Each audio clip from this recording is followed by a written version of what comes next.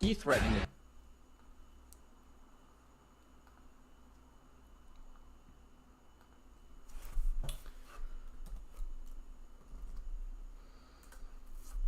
Hello, hello.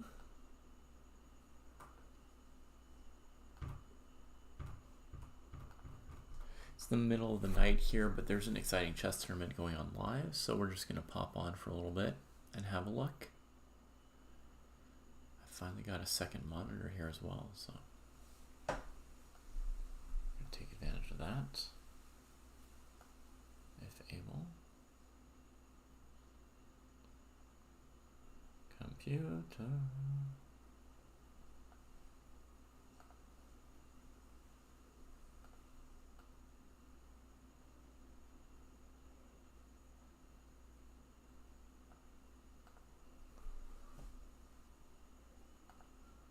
Let's make it a little bigger.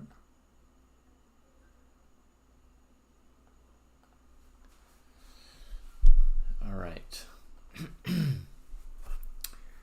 So, I think it might be useful to put the standings here, perhaps.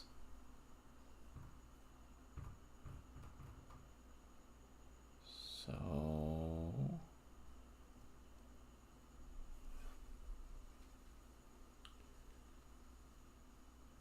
let's see if I can do that in a useful way.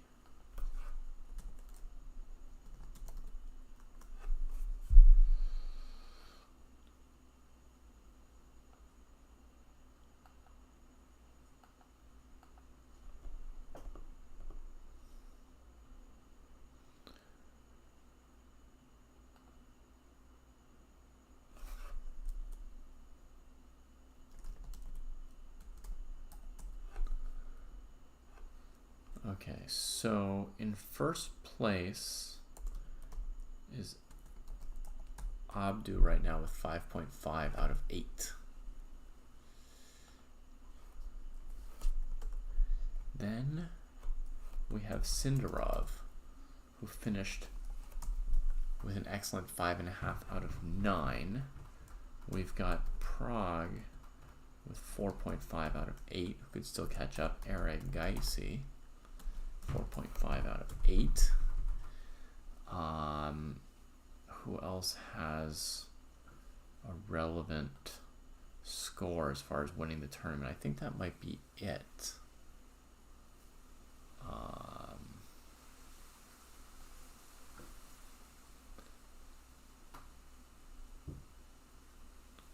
Well, let me just go double check the standings real quick before we put this up. So, results.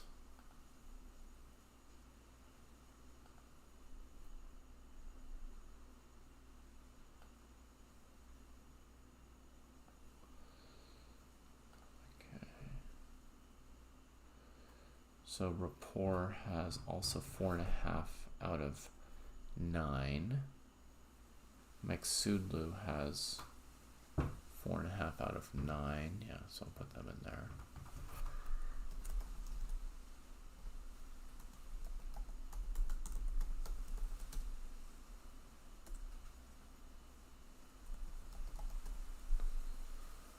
We'll call Maksudlu Parham for space reasons.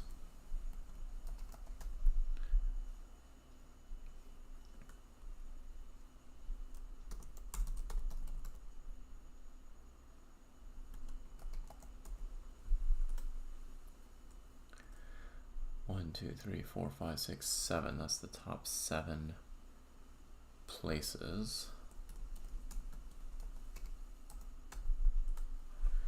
All right, top 8 or 9 places. All right, let's try and add that into our screen so that people see the standings clearly. I think Nepo's completely dead this round, by the way. Well, yeah. My computer is more dead than Nepo, though. This is the most exciting game and the game that will decide first place in the tournament right here. This Noterback versus Prague game before us. Let me try to get some like Standings up. Avocado, nope. Temp, no. Oops, nope.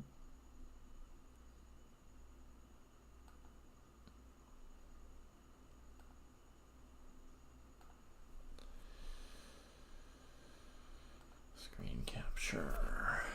Standings. We'll grab a window. Over here.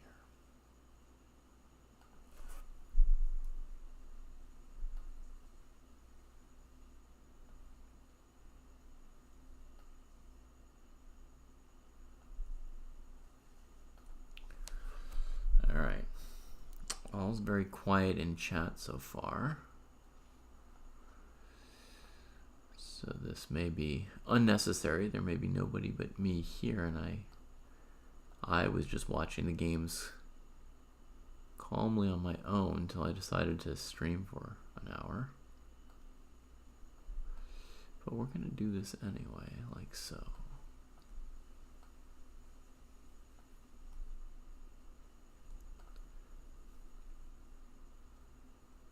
Okay, there's the standings.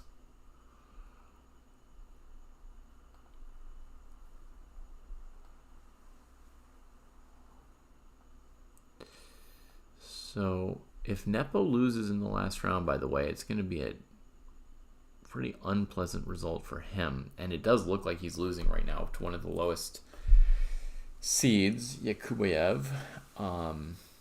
Shamsid and Volkadov, the lowest seed, in fact, I think. Maybe standings are fine. Maybe they've got a little more space here if I just put them on my head. And maybe I should call them standings instead of round 9 of 9. To be clear what that is. All right. That looks reasonable to me.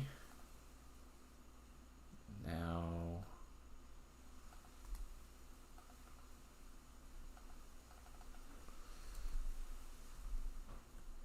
now I'm stuck. I'm stuck in a full screen OBS and can't get to my chessboard. All right, get out of my way, OBS. There you go. All right. Now, Erigaisi down here, he's doing okay. You can see in the standings right here that Erigaisi, if he wins and Prague wins, can join a massive tie for first place. He did just lose his h4 pawn. But a queen trade would be horrifying for black on this board here, because white has these two pawns. It looks like black did just trade queens. You see, white's only problem was that the king lacked pawn cover, right? But in an endgame, these pawns over on this side of the board look extremely scary. So you might think that white is winning here, probably. Rook a4 defends a5 for now. Let's turn our attention to the board where I have no idea what's going on. They're at move 20, so they've got another 20 moves to go with 20 to 30 minutes on the clock, plus a 30-second increment. And white is up a pawn, but that's only a small bit of the story, right? The position's an absolute mess. The bishop on f6 looks amazing. You can't play knight e4 to deal with it because the rook is covering that square. And even if the rook weren't there, there'd be this move queen e3 check. Just getting a first grip on the position. Black has this idea of a4 at some point to try and bust through to b2. Even if a4 might be a pawn sack or something, it could be the pawn sack that breaks somebody's back. The standings aren't showing the bottom 3 players Far Eastern. I could show them, but meh. I tend to only show the top standings in these kind of events. So there are 2 more players, Chitambaram and Volkadov, who have 3-ish points. This looks hard to play for white and black. Richie. My first thought was that white was much better. When I glanced at this position, I thought, oh yeah, this D pawn is like truly a worry for black. You know, it's costing his pieces to keep it blockaded. And the pawn structure is kind of split over here. And this king position, when I first looked at it, I thought, it's pretty snug. He's just got a mass of stuff in front of his king, right? And it feels like black's a little bit... You know when you're sort of like long-term losing, so you're committed to doing something, right? It felt like black is committed or locked in to doing something on the queen side, and that like white could just sit here and defend it really well, and then when black tries to crash into this queen side, black would just break himself on the rocks of white's queen side, right? I mean, so much stuff, pretty well protected, perfect pawns. That was like my first visual impression of this position. Now, as I look at it further, I'm starting to revise my evaluation to just general mess. This white queen would really have liked to go to like A7, C7, something like that, bother this piece, get a better diagonal, but with queen C5, she's kind of boxed in where she might just need to drop back to D3. If white can't threaten this piece at all, or this square, then white's not doing much. So white needs something a little, white needs to be doing a little something. They need to bother black a little, but otherwise, to some extent, black could just play king f8. Or, some version of, rook b7, rook b8. And I have some fear that if I retreat my queen, I'll somehow walk into a4, right? So now it's kind of hard to figure out. Queen d3 might threaten knight e4, yeah. Noterbeck now down 10 minutes on the clock, which is mildly notable. Great calculator. He's been on form in this tournament. He's won the most games of anybody in this tournament because he's also lost a game despite being in clear first place going into the last round. So I think he has 4 wins and 1 loss and 3 draws. It's a good clip. A good clip in a super tournament. Anytime you're winning half of your games without even counting the draws in a super tournament, you're doing great. And this is a true super tournament. You've got 8 players rated 2,700 and 2 Uzbek players rated from between 2,650 and 2,680 who are really like borderline 2,700s, Volkodov and Yakuboyev. And if you look at the standings, you'll see that Yakuboyev finished with 4.5 out of 9, right? So, I mean, he did fine. He certainly had a 2,700 performance rating here. If Volkodov beats Nepo, as I sort of expect, then again, then even the lowest seeded Uzbek player will have posted a performance pretty darn close to 2,700.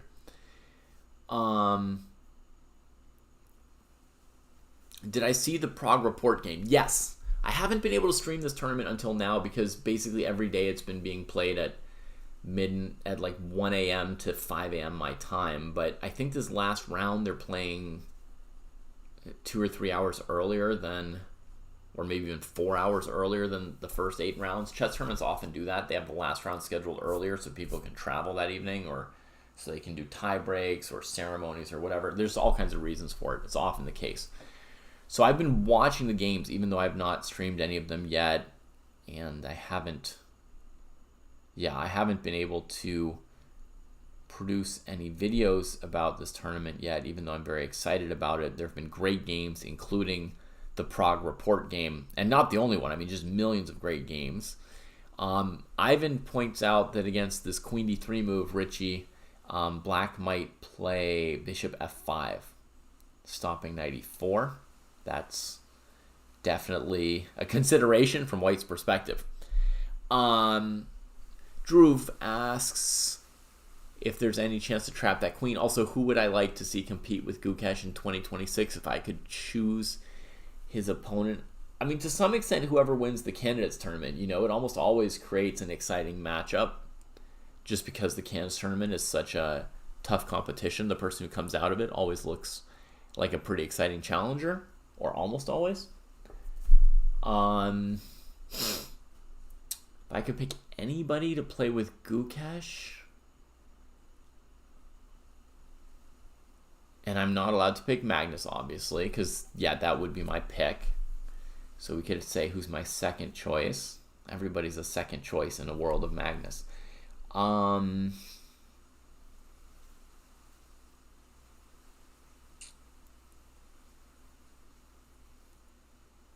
Maybe Prague? Maybe Prague would be my favorite. I know that, you know, there's a chance that Caruana and Naka are still better than the teenagers, but, you know, I've already got the chance to watch them for 20 years. So I would prefer to see one of the other youngsters. So I'm gonna pick Prague somehow over Erigaisi and Noterbeck. But is there a chance to trap that queen? For now, there isn't, because the queen's got the squares d3 and e2, right? It's hard for her to be trapped as long as she can completely return to her side of the board. But yeah, queen d3, bishop f5, then what? Okay, instead he plays this move, rook e1. This is the main move that I had in mind. And the reason I'm interested in this move is because I want to play rook e7 using my pawn on d6. Now, of course, when I considered this move, it occurred to me that f4 was hanging. And it occurred to me that if you go rook e7, black can take, pawn takes, and then queen e7 seems to defend both the bishop and f7. So when I first thought of this move, the first things I thought were like, oh, black can just take on f4, and also we're not yet threatening rook e7. And yet it remained my instinct that this felt like a good move for white. And it's going to take a while to try and get into any variations that might justify that. And this is a very interesting thing and balance in chess, right? Where you've got your instinct and your calculations and you're trying to make them line up, right? Because if your instincts and your calculations agree on something, then great, you can go for it. But I'm just going to tell you, I had a very, very strong instinct for this move that Noterbeck eventually played. I think he spent probably 10-ish minutes on this move. And vaguely, it's kind of a need for activity. It's a need to focus on our strength and our opponent's weaknesses. From White's perspective, d6, d7, and f7 are the best things White has going on the board as far as active possibilities for White. So, am I threatening anything? Can Black take on f4? Can Black take on c3? Maybe, I don't know. This move at least makes bishop c3 look pretty bad, right? At least bishop takes c3 looks pretty poor in the face of rook e7, right? Although, I mean, even that, how big are White's threats compared to Black's threats? Seem minor in comparison. So even bishop takes c3, we can't rule out without some effortful calculation. Oh, I see chat's really woken up. Lots of comments here. Neko wants to see Hans in the World Championship match. Too soon, Neko. The other guys have definitely proven themselves this cycle. I mean, Hans could be an exciting opponent at some point. Ina Boni agrees. But I think Hans has another... Well, I don't think Hans is going to make it into the candidates tournament this year, right? But the candidates tournament in the next cycle, he'll have a shot at. First, he has to hit top 10, as I expect. I don't know what the tiebreaks are, Sagni. To me, if Noterbeck loses to Prague, it becomes a...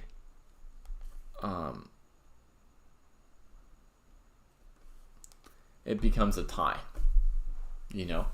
And actually, if Prague wins this game with Black and ties Noterbeck, I mean, he's getting really close to sewing up a spot in the candidates, right? Because he's in a big lead right now for, what do they call it? The Grand Tour, Grand whatever, you know, their thing where they accumulate points all year.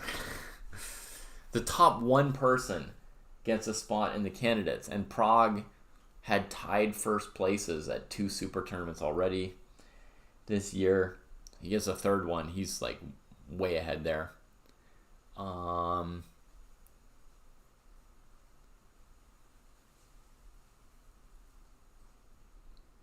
right, BB's looking at Rook E7 like me. Sagnik thinks that Arjun and Prague can be somewhat vulnerable to nerves, and Gukesh handles it even better. Yeah, I think even the best people must have some nerves, right, Sagnik? They must still be like slightly human. But definitely, my impression is that Gukesh and Prague were both amazingly good at handling nerves. Especially, it's not immediately what you would expect of somebody their age.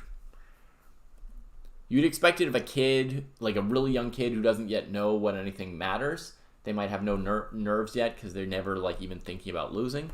They're just thinking about winning no matter what. And then older players who've learned to sort of calm themselves and become stable. But yeah, it's not what I expected at this teenage age for them to be so calm. But a dream candidates lineup would be pretty clear, Drew. It would be like you know, the top 8 players in the world by rating, pretty much, other than Gukesh. And then I guess, you know, we know Magnus won't play, so we need to pick, you know, one more person. So, you know, my last picks would be something like honestly, with how well Sindarov did here, I might even pick him as the 8th, as the last spot. But, you know, the last spot would be between, like, Aravind and Sindarov and Hans. One of them could be, like, a good 8th player for the candidates.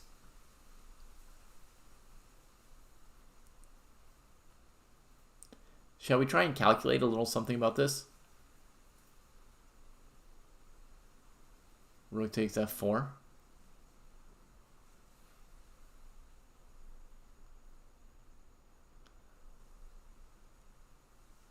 Is Arjun going to make it into the candidates this year? We don't know yet, March. He'll have a shot. But there's going to be 3 spots assigned at the knockout this year and 2 spots at the Grand Swiss. So 5 spots are going to be decided in 2 tournaments, and it could be anybody, you know. That's why we'll watch those tournaments pretty carefully here. On Chess Dojo, we'll be covering those. Jesse, you know, those are the tournaments that interest Jesse. Has Arjun been thinking a long time after Rook A4 here? His A2 pawn's under fire.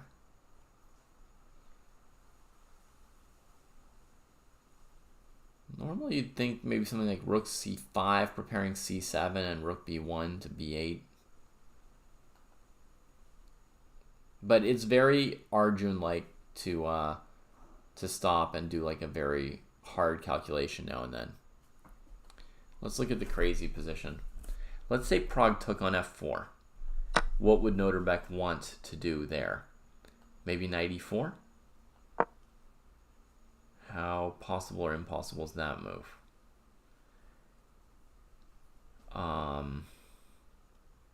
No queen C2. Bishop B2. King B2. Queen E5, knight C3 wins for white. Rook E4, whatever. Nonsense. It doesn't work. Queen E5 takes. Rook here looks strong. Bishop here. Oh, we've got to move. He took on C3, folks. He did take on C3. Oh, and now they're blitzing out moves. They prepared a long sequence when they were calculating so long, folks. So he goes, and I was right. Rook E7 is too weak to Queen A1, Rook D4. The threats are not enough. So Queen D3 is the choice, defending the bishop. Queen A1 check, just misplacing the king in front of the rook, and then retreating. Let's just say let's just check who the endgame would favor. I mean, we assume white, since white offered the queen trade and black avoided it, but let's just have a quick look.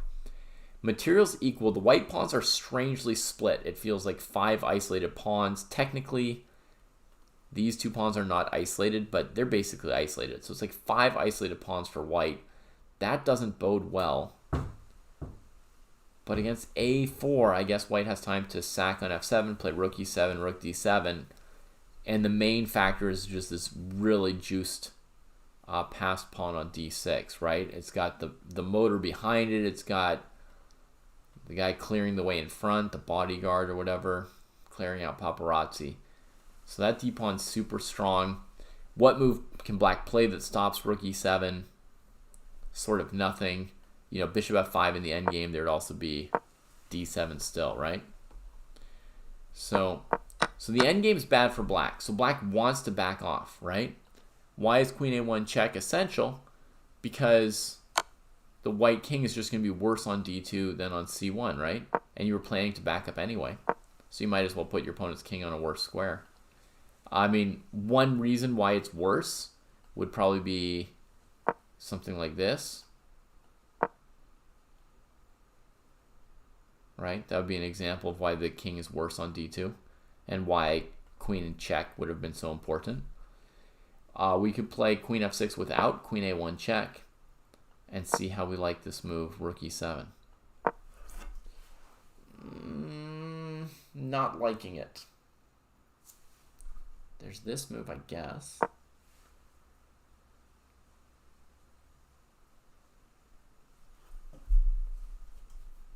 Which is not that easy to break.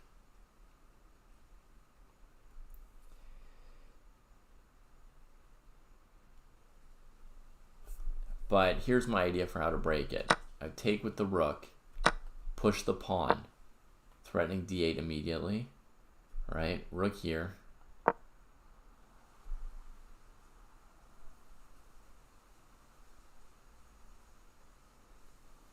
Kind of want to play f5, but there is rook b3, a b3, queen f5. I should just do here. Black has this, this. And black is good. Not convincing at all. Not convincing at all. Black seems to have enough after the sack. You want me to play d7, sack the rook, and regain the rook. But I don't have back rank mate, unfortunately. Essentially, I've just sacrificed my d6 pawn instead of a rook. But let's try again for a second. Rook e7, bishop e6. Well, that's why it's pointless to check the engine, Sagnik. No, you should not tell. Don't tell us nonsense from the engine. You've already figured out that it's useless. Why would you poison our minds and turn us into slobbering idiots?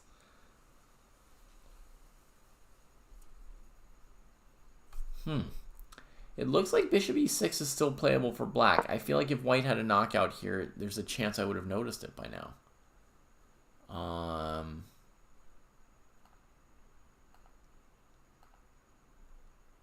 So maybe it's not so easy. But, I mean, certainly the white king doesn't look happy on d2.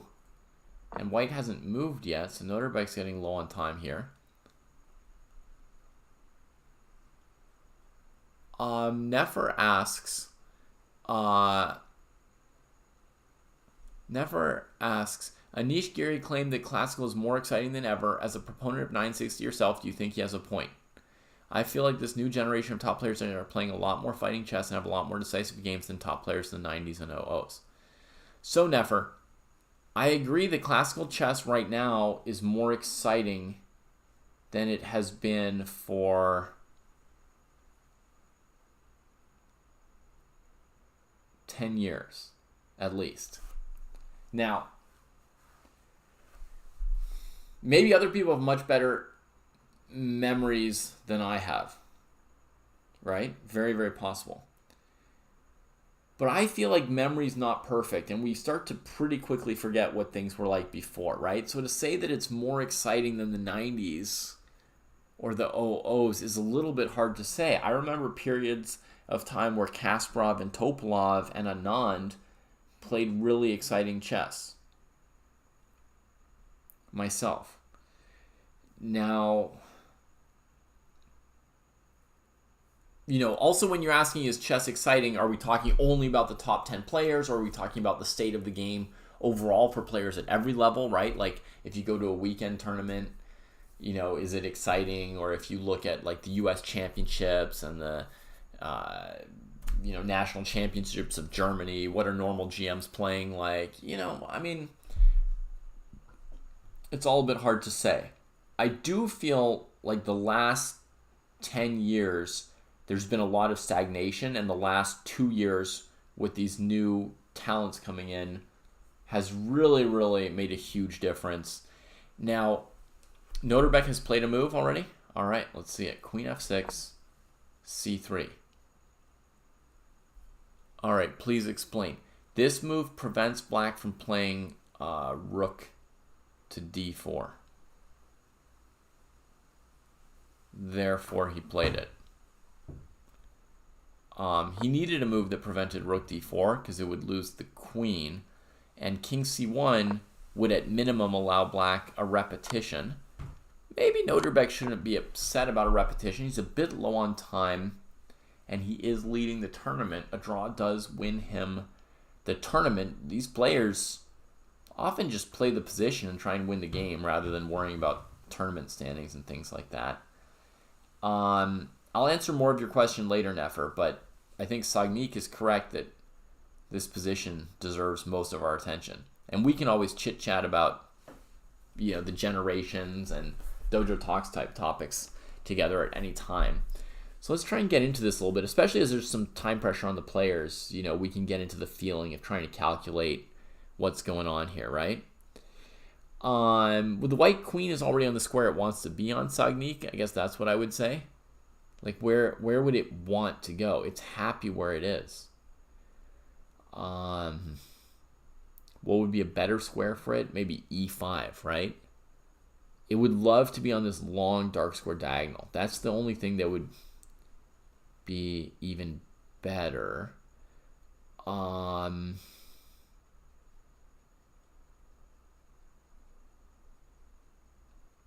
wonder if queen e3, queen f4 is desirable for white.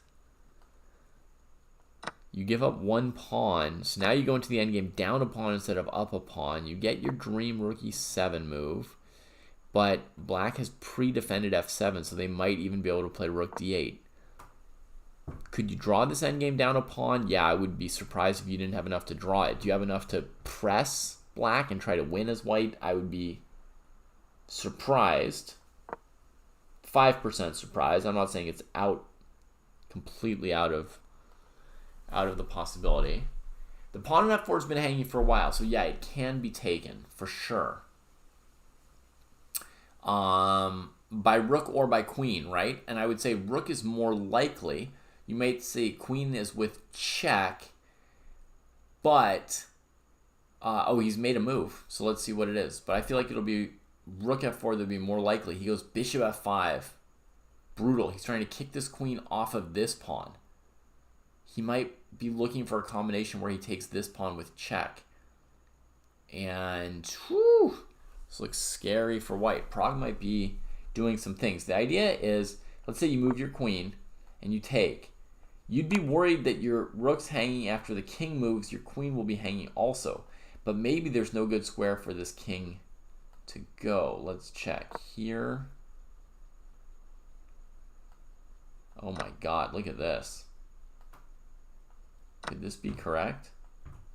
I don't see a way out for white in this particular line. That just looks like checkmate to me. Computer confirms that it's checkmate. I don't have an engine running, I just mean the chess.com computer. Put a little hashtag at the end of my variation.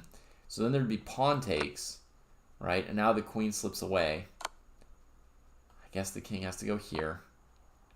And we come in here. Will I get another hashtag from chess.com? Yes. Holy moly. Well, there's a little tactical move for you all right here. Queen hanging, rook hanging. Rook takes b3 looks like it basically checkmates white. So there is this queen e8 move, which might complicate it a little bit, but it's not going to save white, is it? Queen e8, rook e8, king there, rook d6. Oh my god, maybe it will. That's a little bit surprising. Wait, we just don't take that queen, right? I'm glad I played out this variation. I was going to say, whatever, queen e8 doesn't save white. We know the evaluation. But I'm glad I played an extra move out, because that is another attractive move. This is chess artistry. Both queens hanging at once, rook on b3 hanging. And against rook d6, black will avoid the queen on e8, right? And still deliver this checkmate. No, e3 is free. Uh-oh. What have we done? Another brilliancy, folks. Perhaps inadvertent, but still utterly and insanely brilliant. We finally take the queen. Ha! Woo! So I think this rook b3 move is sound and killer. I'm starting to feel like Prague's winning, by the way, folks. Let me just update you on the David senses. I feel like Noterbeck has already been murdered. We're just slowly piecing together. You know when they've got a murder mystery and you're slowly piecing together like how the murder happened? Here we're slowly piecing together the fact that the guy's already dead. The murder has already taken place. Bishop f5. Okay, let's try some other move for white. So we'll go here. Check. So there's one other flight square. Well, that's easily dealt with. Bishop g4 and bishop takes rook. Obviously, fine for black.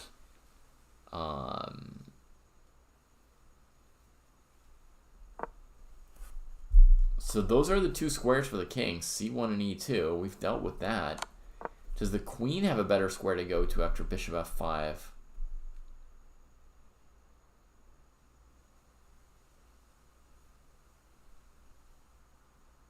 Maybe white has to sack the queen here, play d7 or something? Could this game beat Rapport versus Prague as the best game? I don't know. Rapport versus Prague was great. This game is maybe a little less, it's a little less artistic. It's a little less once in a lifetime kind of a game.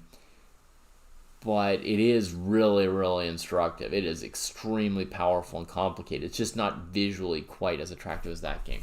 What if Noterbeck played d7, bishop takes queen, rook e8, and folks, if you want to help out with the broadcast, just yell at me when Noterbeck's made a move. Like if you see his clock, switch from ticking to not ticking, you can yell at me to see what he actually did, because I'll be lost in my calculations. So black doesn't trade because white queen's with check, right? So they come here, and then we take here, removing the defender of that rook that's trying to deal with the queening here. But rook d8. There may be complicated variations with the queen, but most, queen b2, queen f4, whatever. In general, king takes d3 is going to help white's case a lot, because white wants the rook defending d7. The interesting thing is after rook d8, we can't defend d7 with our rook fast enough. There's a corpse blocking the way, right? So I think black basically mops up the endgame. Once the d7 pawn's gone, the queen will beat the rook and bishop. Some of these isolated pawns will drop and black will win with passed pawns on the king side. So this queen sack, that wasn't 100% thorough, but I'm going to guess it's losing. d7, bishop d3, rook e8, I think is losing. Queen somewhere else that leaves the king an extra flight square. The thing is, none of these squares are amazing because the king just gets chased. Coming out, I don't think coming out's ever going to do it. No, it's not. There's always going to be a check here. We've got some moves on the lower board. White opted for a3, which looked very safe. And black's bringing the king towards the c pawn to try and defend. I still think Arjun's probably winning, but not easily. So queen e6 check. If the king comes back here, We have to find the tactic again.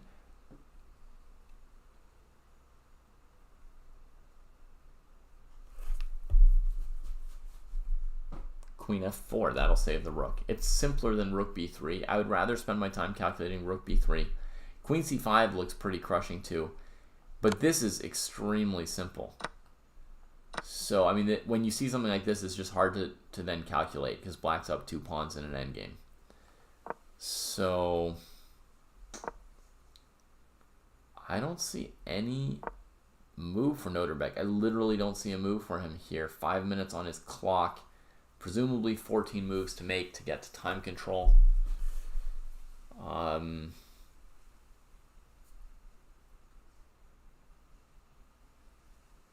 Queen to anywhere, queen d6 check. Okay, he's played a move. Queen f5, a queen sack. Chances of Aravind holding on the Aragaisi board, I would just guess 80% win, 20% draw, something like that. But I haven't analyzed it in depth, JR, right? That's fairly vague estimation. So the idea here is after queen takes queen, just to recover a rook there, and then maybe have time to step out of the way with the king and keep the pawn at least alive. It won't queen, but we could keep it alive, I think. It's a reasonable try. Now, queen f5, cb4. Black gets a turn to go on a bit of a rampage. Queen f4 check or whatever they want. You know, pawn to a4. Maybe tactically working.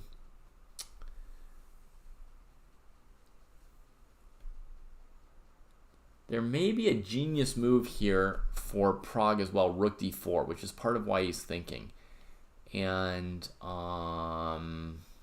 yeah, that looks like a genius move. You might wonder, why is he not just taking the queen, right? Well, for one thing, he might be slightly surprised by this, or he might think it's or he just might think it's, you know, he sees the alternative and he's considering it seriously.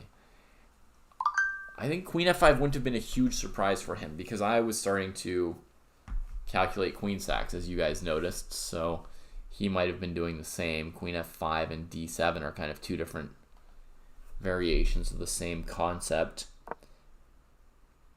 So I don't think it was a full surprise this queen f5, but I think rook d4 check is strong. What does rook d4 achieve, asks Sagnik. Anybody in chat who can guess the point of rook d4?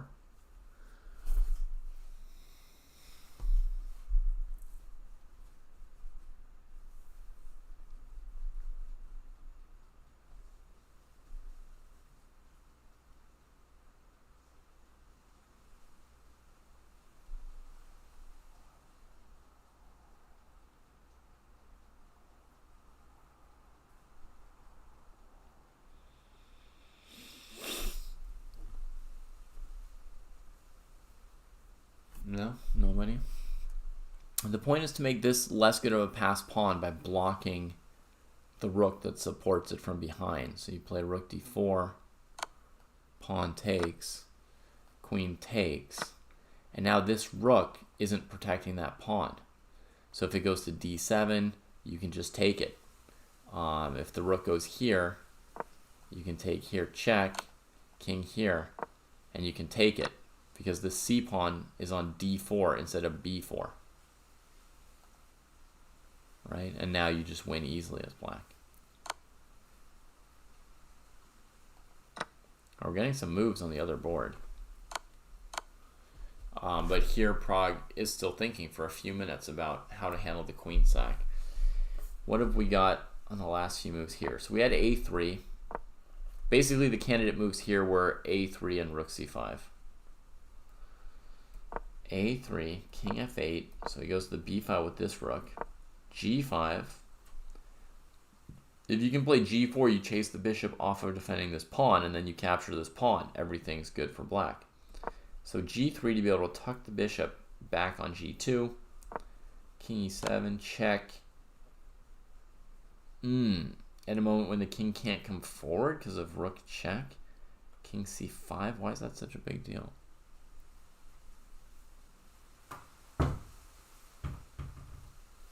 I don't quite know why the king walks away.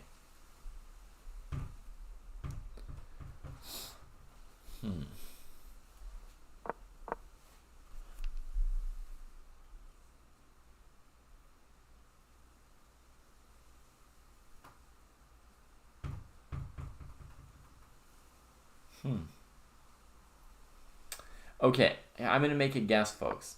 Maybe the reason king d6 isn't played is because of rook check, king here, rook d3.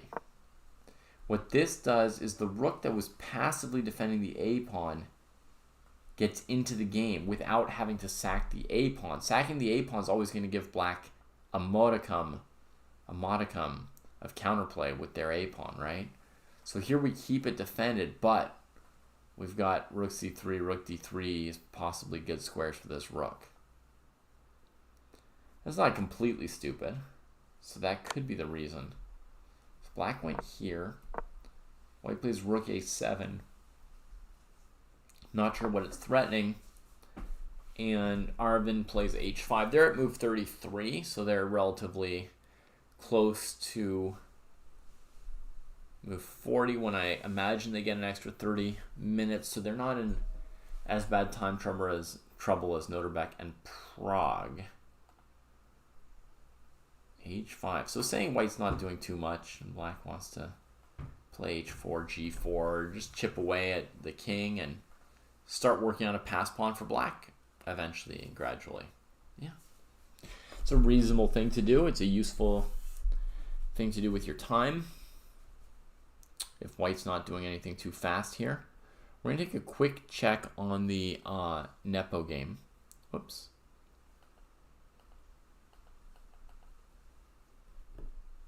That did not work.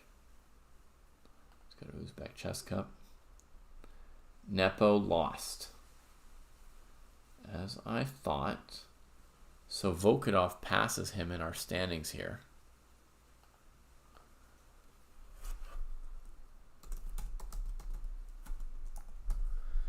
And the prediction shared by Jesse Costi and I that this year Nepo will drop out of the top 10 looks like it is happening. And you can see like how good these young players are. I mean, Volkodov crushed Nepo today. Crushed him. And Volkodov's not like, you know, the top kid in the whole world, but he's a good one. He had a performance rating in the 2690s here. Perfectly fine performance. Oh, he really picked it up at the end by beating Parham and Nepo in the last 2 rounds. I remember earlier in the tournament he'd lost a couple games and he was the tail ender till the very end. That's nice toughness. Volkodov, never giving up on his tournament. This was the position I saw earlier. His bishop is better than the other bishop, right? The opposite colored bishops. The black king completely weak. Plus he's up 2 extra full pawns blocking the bishop. I mean, you could just resign this position, I thought, when I saw it. And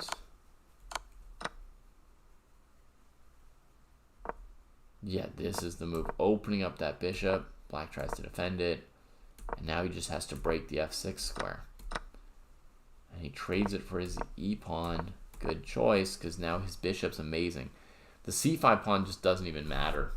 It's sort of dead, but what's really dead is the black king. So he just plays the whole board, takes it, and comes back. Okay, and yeah, this is nice. Rook f5 blocking the queen's defense. So he's just going to take on g6, and it'll be mate. Black starts losing his rook. He threatens checkmate on g7. And then just drops back and the rook's trapped.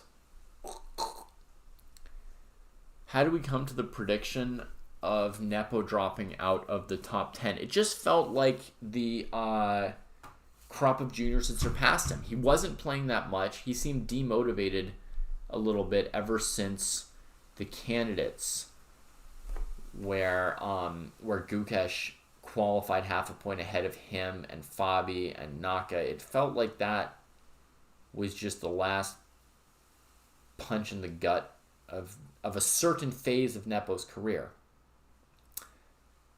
Now other people are like, but Nepo, he's so good. How could you write him off? How could you say he's done for? Blah, blah, blah. Yes, he's still so good.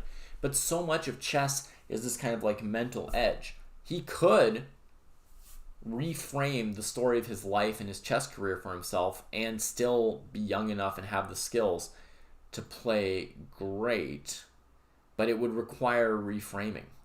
He has to reframe his chess career in terms of something other than trying to become world champion, because he no longer believes he can become world champion. But what was he playing chess for in the last 5-6 years up till that candidates?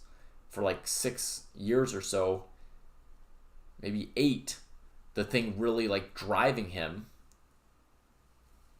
up to the top 2 or 3 in the world was the goal of becoming world champion. And now he has to reckon with that no longer being his goal, or no longer being something he believes in, even if he still wants it. So he has to do a real like psychological rebuilding. And then these teenagers have no such issue, right? And then I also feel like they're so good. They're coming up strong, So for him to drop out of the top 10, I mean, on the June list, he was either 9th or 10th, right? All we need is, some guy like Arvin to gain a few more points than him, or Hans, or Kamer, or... I mean, it could be anyone, right? It could be Geary having a good year because he's successfully given up on becoming world champion 5 years ago, and he's reframed his career already. And Geary might not be better than Nepo, but he could have a better year than him because of the circumstances of their life, right? And the mental component. Hans could get to the top 10. Sindarov is even has a shot to get to the top 10 by next year. So, Geary does seem happy now, right, Nefer? Do we have a move from Prague yet? Or has he been just in the tank on Queen F5? He has 10 minutes in the tank. Oh, he's going to be blitzing.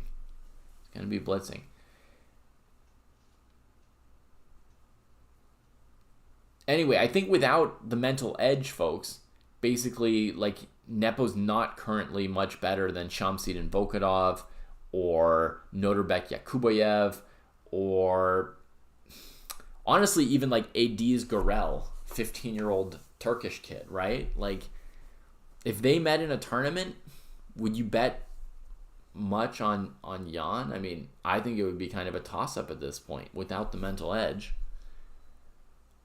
It's like a huge component. Whether or not you want to be there at the board, whether you've got a goal that you're aiming for that focuses all your energy, whether you have it in you to work really hard at the end of the game when you're tired and you just are ready to just let the game end however it ends. You stop even caring about the result. I mean, you care a little bit, but you more want the game to be over than you want to win it, if that makes sense. There's an exhaustion point. Anyone who's played in tournaments will know what I'm talking about, even if I'm not describing it properly. Anyway, very good result from Shamsid. And here's an example also of the mental edge thing, JR, R1, and in terms of like, what are you playing for? Shamsid and Volkodov was in last place for 7 rounds of this 9-round tournament. 7 rounds in a row. He lost the first 2 games, I think. Or 2 of the first 3? Yeah, the first 2 games. Nepo comes into this tournament, he loses 1 game, and then he just basically never even tries to win a game again, right? He draws 7 games in a row until he loses this last round game. Volkodov loses the first 2 games. Imagine you were trying to be world champion, you come into a tournament, and you lose the first 2 games of a tournament, and then you're in last place for 7 rounds. What motivates you to win rounds 8 and 9? Where do you find the energy, the strength, the caring about itness, or whatever, right? Where do you find any kind of edge for those rounds? But look what Volkodov did. It's something that only somebody coming up is very likely to do, or somebody with like, well, it requires a certain amount of desire to win. Magnus actually still has that. He's just tenaciously angry about, not winning, even if he's hating it and struggling. Like, he always fights back. Topalov was somebody who always would come back and try and win after a loss, never tried to play stabilizing draws. Nepo lost the first round here and basically tried to play 8 stabilizing draws in a row almost to like just get to his next tournament or just go home or something. I don't know. But what Volkanov did here, very powerful to win the last 2 games, and it shows that no matter what was happening earlier, he's got a goal that allows him to keep playing for everything in every game. You see what I mean? Like, Volkanov had a reason to be there in round 7 and 8 and 9. You don't win games against 2750s unless you've got a reason to be there, a story in your mind. Why am I here? What am I trying to do? You know? So that's an example of like an edge that these young people have. Let's go back to the end game.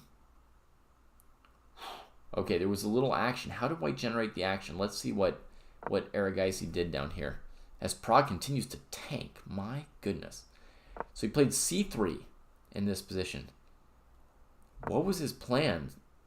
Aravind went and made this pawn trade. King h1 looks like an error because there'd be rook takes f3, right? Something's gone wrong with this board, and you see their times clicking back and forth without a move.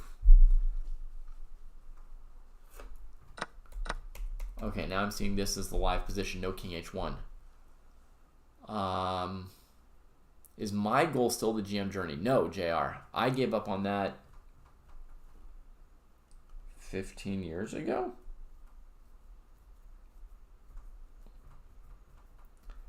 I gave up on that when I joined chess.com in January 2009.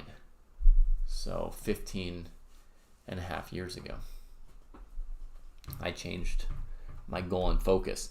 So I'd still say this is about kind of like 80-20. White's got these 2 passed pawns, hard for black to deal with, but black is going about the job of making some counterplay.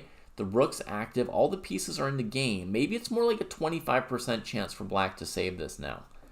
I can understand why black played the rook c4, c3. I'm gonna go refresh this board and make sure that it's not just not updating for me. Rook d4 check! I'm a GM today! Just a little homage to Jesse. Queen f5, king c3. So now on queen f4, there's d7.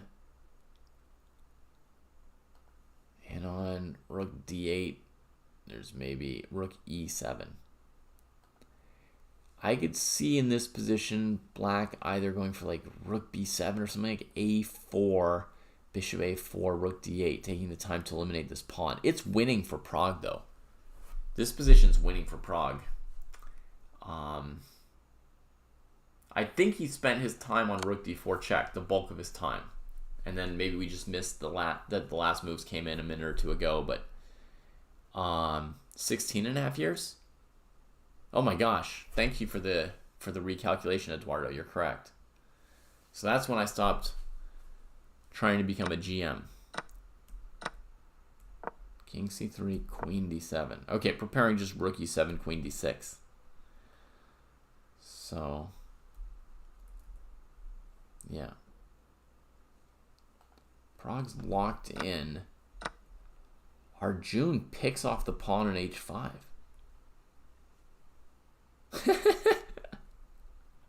No, that wasn't why never. Wait, that gives up the c6 pawn. Wait a minute, Arjun. How are you going to win this game? Oh my god, it's going to be a slog. Now he's winning chances. Maybe I overestimated them all along. But now I feel like Erigaisi's winning chances are like 55 to 60%. I know you're just making a joke, but and a good one. But in case anyone's truly wondering, I gave up on it because I'd already spent 2 years pursuing it, like really, really hard and full time, just traveling around to tournaments, and I felt like I'd used up enough of the world's resources on my chess tournament fun thingy. And I should do something that would contribute more to other people. I was confident that I could become a GM eventually. I even still think I could become a GM now if I, left my wife and kids and everything else behind. Hey, thanks for the raid. Give a shout out to my friend Mark. 1, 2, 3, 4, 5, 6, 7. Folks, I give a very high recommendation that you follow my friend Why So Serious with 7 Ys, Mark Esserman, an IM like myself. Strong recommendation that you click on that little heart button there to follow him.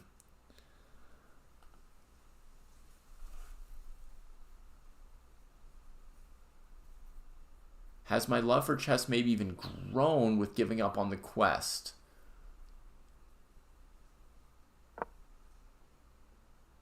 Maybe. I mean, I think one thing you could say, Toro de Boro, is like I play chess less often now, right? And that on its own makes me appreciate it more.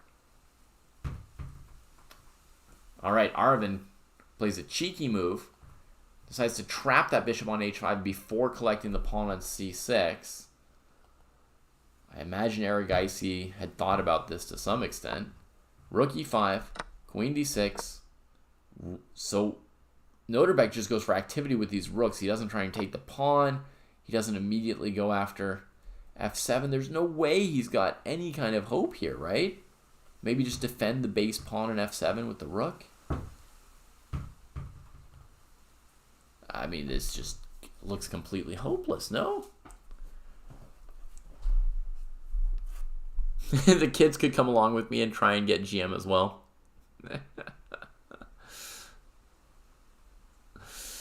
Well, anyone can try. The question is who can make it, right? I still think I could, but I am not going to. So we're never going to find out. It's all empty words, which almost makes it pointless to talk about or speculate about. It's cheap and easy for me to claim that maybe I could make it.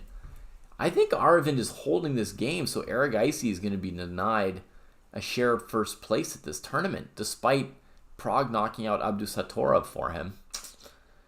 Not the best for Arjun. I feel like this endgame was well within his margin, no? Margin for Arjun. I could use that someday if I do it on purpose. Rook here going after this. There'd be like rook here.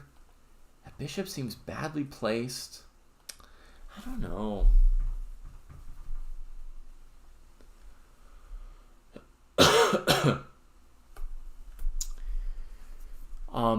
But yeah, my love for chess is certainly very much intact, if not even greater. But it's hard to say, Toro de Boro. I've loved chess a lot all along, with some variations. There were times when I was enjoying tournaments more or less.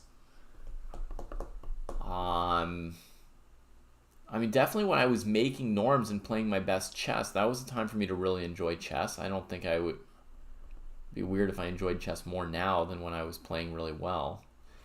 Here's a variation. Let's just check one weird variation, folks. Okay, rook e4. Oh, Arjun played it right from out under my mouse. Rook here, here, here. Bishop here. Rook check. King h2, exclam. Bishop here, check. King g2 would have lost to bishop d. Well, not lost, but bishop d5 would have been good. But now we get the check, and then we've got time to play bishop f3 or something.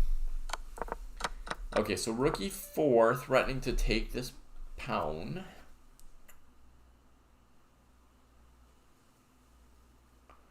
Do Jesse, Kostya, or I take one-on-one lessons?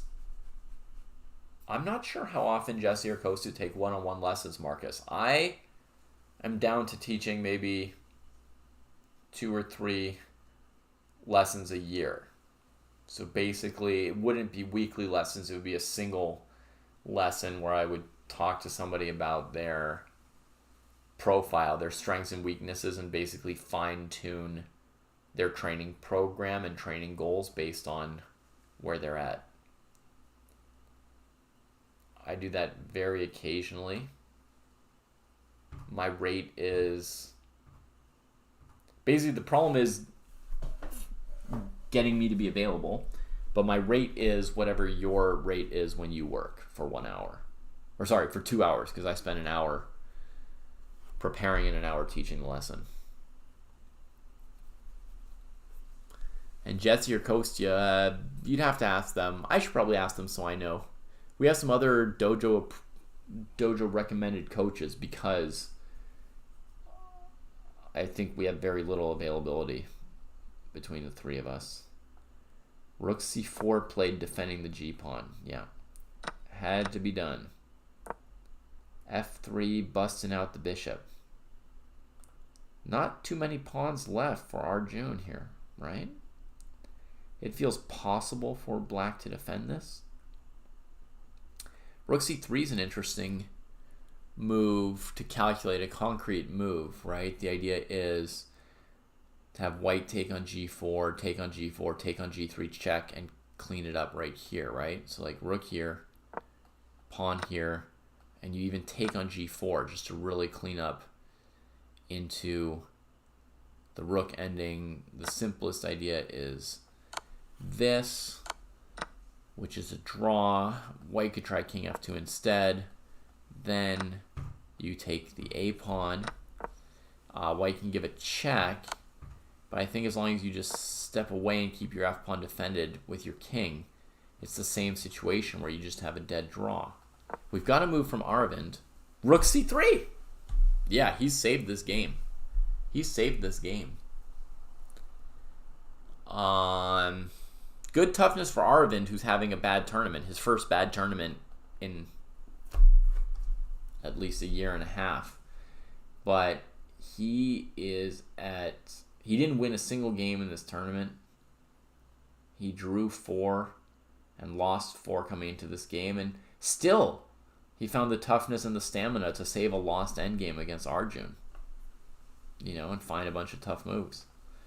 So, good job. Fg4, bishop takes g4. Based on this simple rook takes g3 trick. Bishop g4 gets played. So that one's a wrap. That one's a wrap, my friends. Let's look back at Prague. King e7. That very easy move. Denies rook e7 because of queen takes. Covers rook e8 because of the rook. King just shuffling the king. He's so dead. Oh, rook d8. Ow. Preparing a4. Unsettling the poor bishop. Oh, it's death. It's death.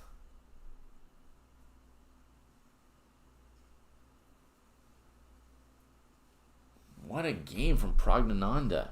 I mean, just like the depth of the understanding of it all. So bishop f4 in this position, unusual.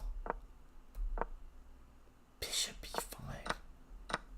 That's a whole new world of openings.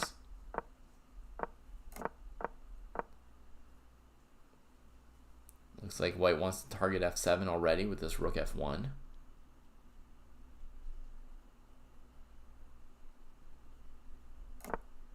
Saving up for vacation is for peasants.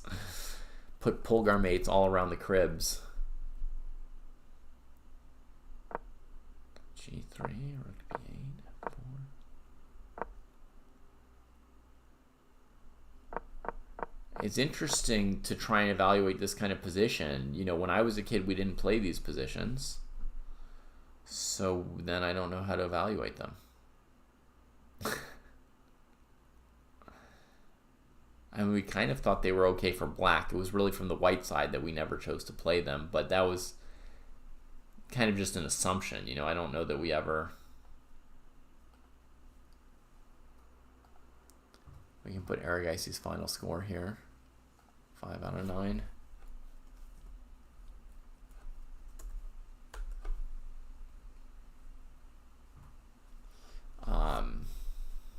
We didn't really know.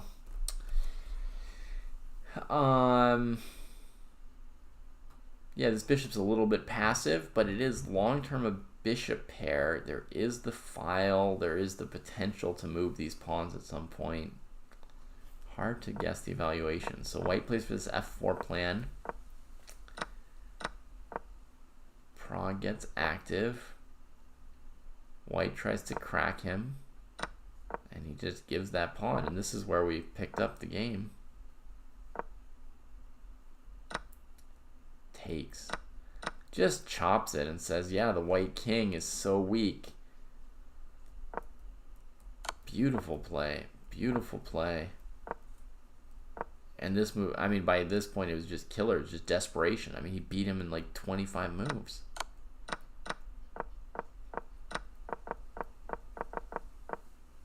A4's been played after f5. Checks, checks.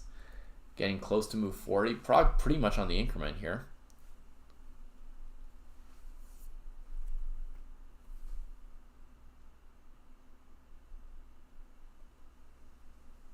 Oh.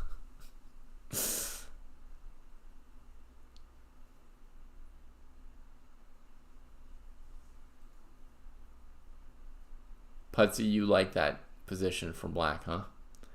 Why did he give the d6 pawn earlier, Putsy? That's an interesting question, I guess. But maybe... Alright, let me see. My computer's not letting me use it very well. Let's see. Why give the d pawn here? The bishop on d7 was undefended, so the rook was being felt. And if he played something sort of more passive like queen here, pawn takes, and take with the bishop, then I guess his pieces are kind of vulnerable here, right? And yeah, maybe even queen a5, grabbing this pawn, maybe in some case bishop c6, although I see there's a blunder in weight there. But yeah, basically these bishops are not that good. Just dangling on this open file is probably a piece of it. So instead he decides to give that pawn but keep his bishops. And then, yeah, quickly gives one of them back to shatter the white king. And I guess white didn't have time for king b1, a4, right? So there was just no shelter for the king. Gets chased out. Rook d4 coming. d6 pawn dies.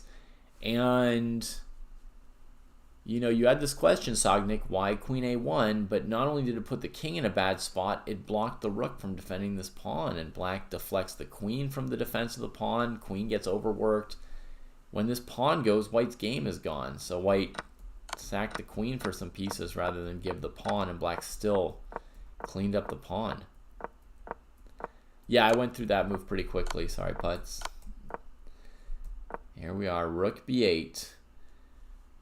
Now you can't yet play rook b2 because of back rank mate.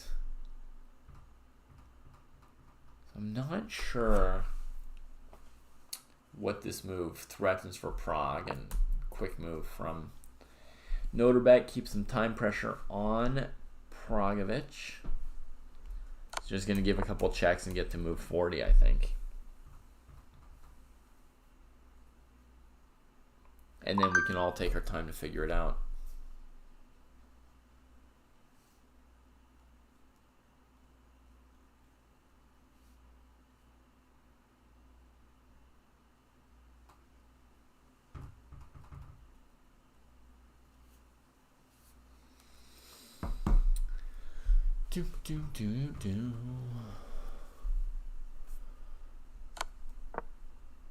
There we are, move 40.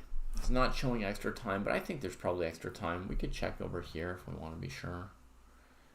We could go to home, player, schedule, format. See if we can click on format, hiding in there. 30 more minutes, as expected. 30-second increment throughout.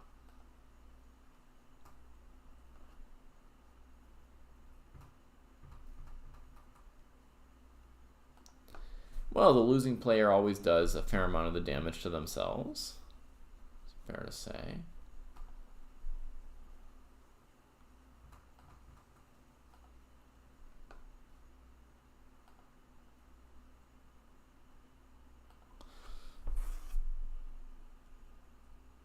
I would say Abdu's moves all looked reasonable to me. There was nothing that stood out as insane or clearly in the wrong direction. So, to me, it's earned by Prague, deep understanding of the position he went for. You don't like the bonus time. Okay. To me, bonus time is normal, so I kind of expect it.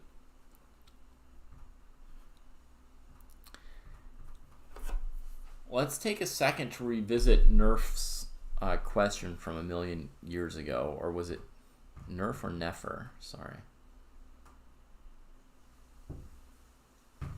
Nefer was asking about, is classical chess more exciting than ever? And what does this mean about Chess 960? So I still think Chess 960 is more exciting. I didn't mention that before when I was just trying to talk about, is classical chess very exciting? And it is. But Chess 960 is still even more exciting.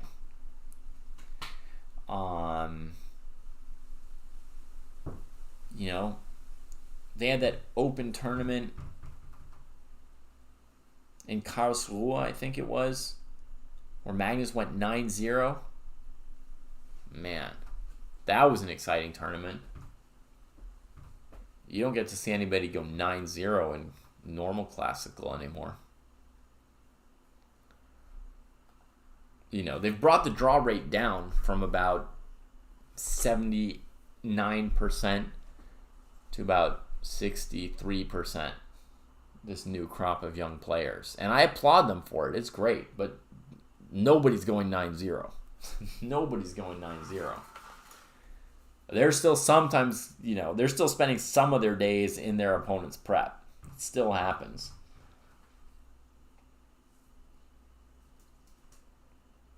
And 960 is still more exciting and interesting. How does one study middle game idea structures without going over annotated games? You could go over unannotated games and annotate them yourself.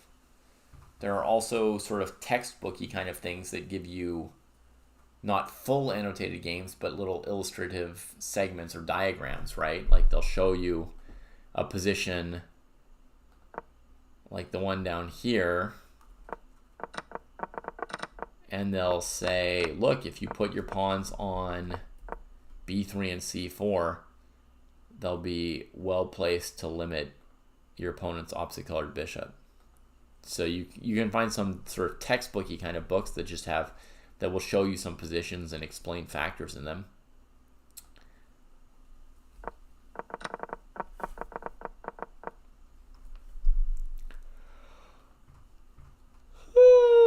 It's late for David. Very, very late.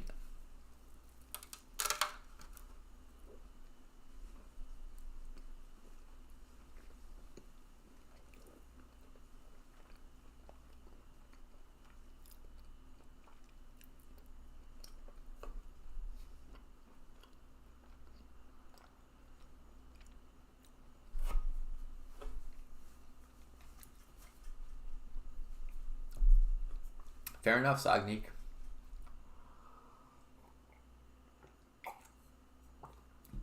And you understand normal classical better?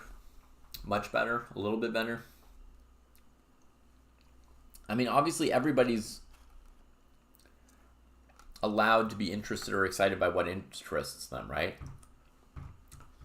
Like, I can never prove to you that you're not excited by what you say you're excited by, and you can't prove to me that I'm not excited by what I'm excited by, right? So we just have to accept that other people are excited by different things than us sometimes. And I'm not unexcited by classical chess. I wouldn't be on at midnight here if I weren't excited about it. But 960 is another level.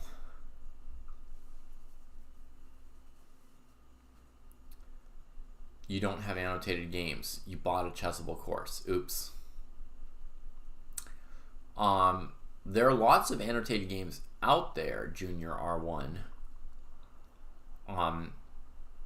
But And they are a good way to learn things. I don't know if a Chessable course is a good way to learn things. Sounds like it may have been an opening course that had some model games in the opening, but those games weren't annotated. So it's a much slower process to learn from them. There are great books out there with annotated games in them. Some of them are even in the public domain by now. 100-year-old books. You might think, 100-year-old book, that's not going to be good. Might still be good. Some of them. Also, there might be chess books at your library, or depending where you live, at a used bookstore. When I was a kid, or when I was a teenager, I got loads of books from the used bookstore, and they were $1 or $2. They were basically $1 back then, $1 or $1.25. And I would just read all of them. Some of them weren't good, but they were super cheap, and I read all of them. Everything they had. I went to a used bookstore the other day, and they had My Life in Games by Mikhail Tal. So...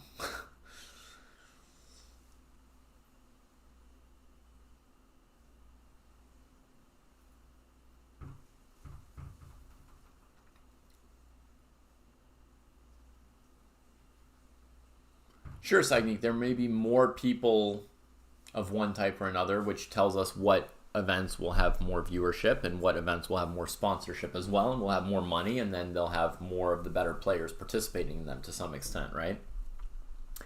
But like Magnus at this point, he would rather play 960 for a smaller prize fund than classical for a bigger prize fund, right? We see that when he chooses not to play in the World Championship. So it is possible to have some good players choose to play 960 just because they prefer it instead of just following money and viewership.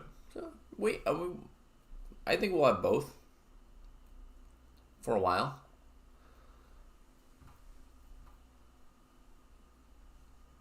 But I don't yet know for sure which has more people interested in it.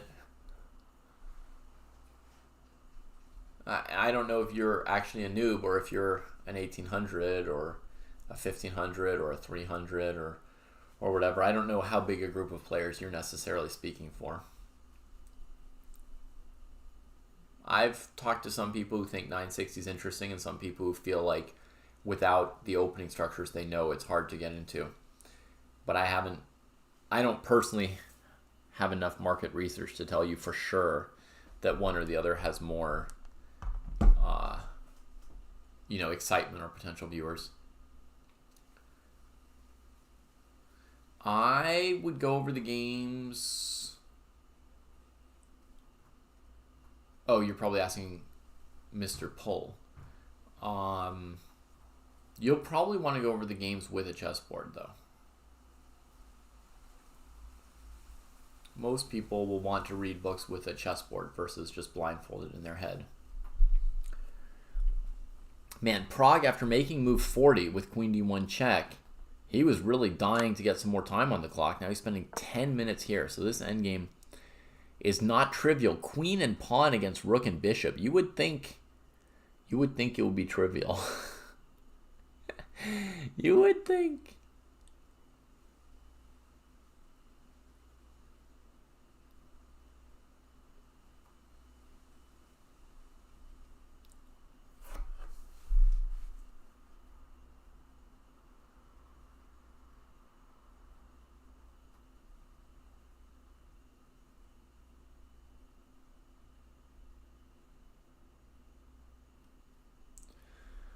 Oh, Tora Deborah, you want to know what these teenagers think about life outside of chess, huh? Yeah, that would be fun to learn at some point from them. I mean, right now they're pretty young. An 18-year-old shouldn't... For an 18-year-old to explain to, 50 and 80-year-olds what's important in life in the world would be a little bit hard to do. But over time... I'm sure we'll hear some interesting things about their personalities and their other interests. A large percentage of chess players are, kind of smart people with more interests other than just chess. So I'm sure I'm sure we'll hear interesting stuff from them eventually. I mean, you hear a lot from Kasparov now, right? After post-chess. We're hearing a lot from Kramnik the last year or two. Karpov has had a political career after chess as well. So maybe one day we'll know all about what Gukesh and Prague and Aragaisi think about the world. Maybe one of them will be president of India. Sorry, it might be prime minister. Let me think. I think it's prime minister. I think they've got a parliament. Some colonial heritage.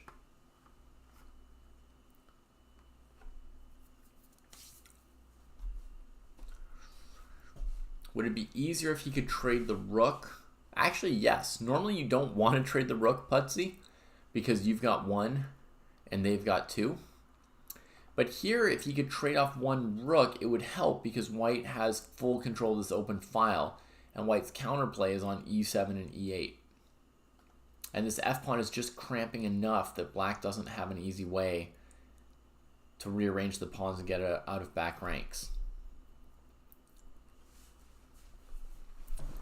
Man, Prague in danger of using half his time on his very first move here after the time control. Noterbeck has played 41 moves. Prague hasn't moved since time control.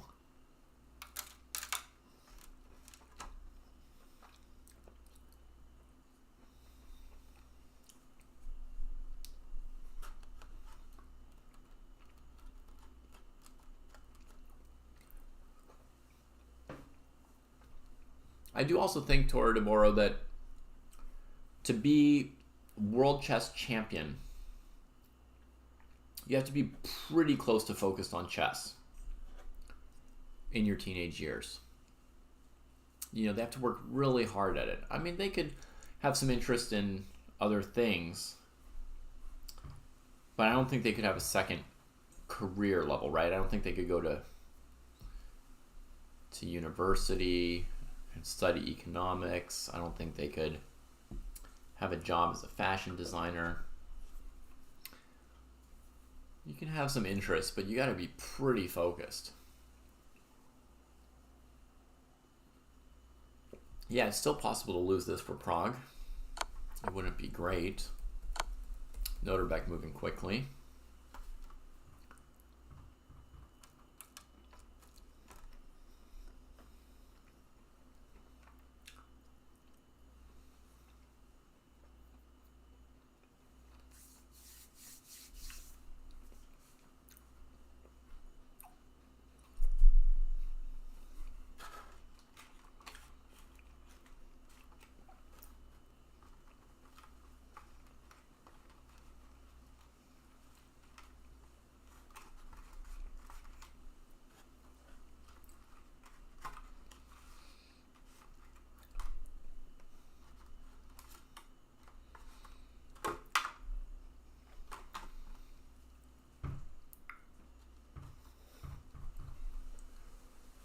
All right.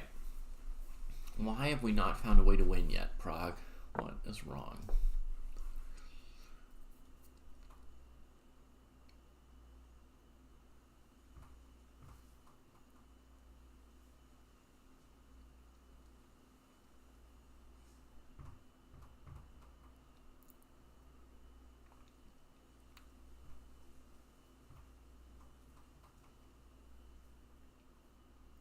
So if he goes queen b2, rook d8, attacking this pawn, white's putting a rook on e4, right? That's where it was before the rook went to b8.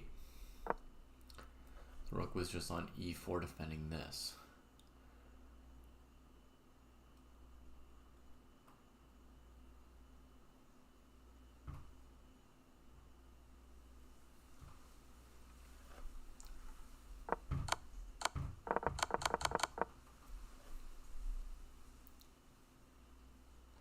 So what if we went like check here and then rook d8? Trying to play the move c5. Could that help?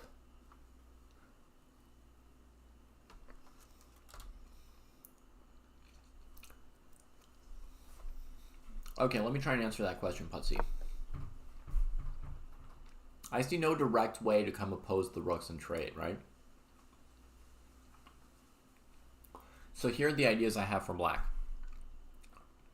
Attack the h-pawn with the queen. Wait, you could just do that now.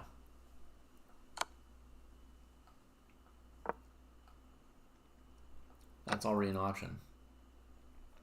Okay, so here are my ideas. We could try to play the c5 break in some way to weaken white's king. So that would be something like queen b4, rook d8, right? We could try to find time to grab the h-pawn, because what a queen excels at on an open board, right, is attacking multiple targets, coming up with basically double attacks or triple attacks. Once you win this pawn on h2, then if you bring everything else to a standstill, you can win the game by advancing the h-pawn. That'll break down white's defenses, right? So we try to play c5 to weaken the king, take on h2 to run the h-pawn. Maybe bring the king to h7, potentially losing the f-pawn, but getting rid of back rank mate and allowing us to go for a mating attack. Finally, there might be some way to break this a-pawn through here with some kind of, rook b3, something or other.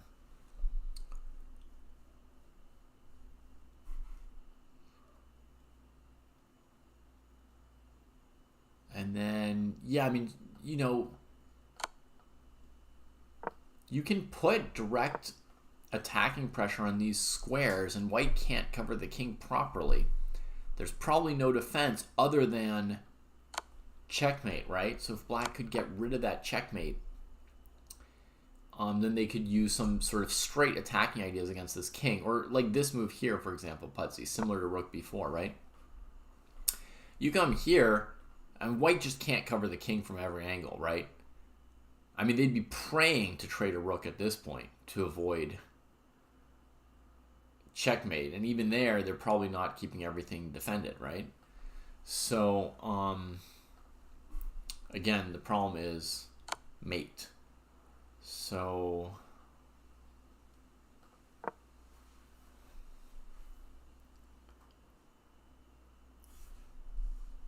yeah. King here, check, takes here. Black would need to have a good move ready. I guess queen f5 is a good enough move.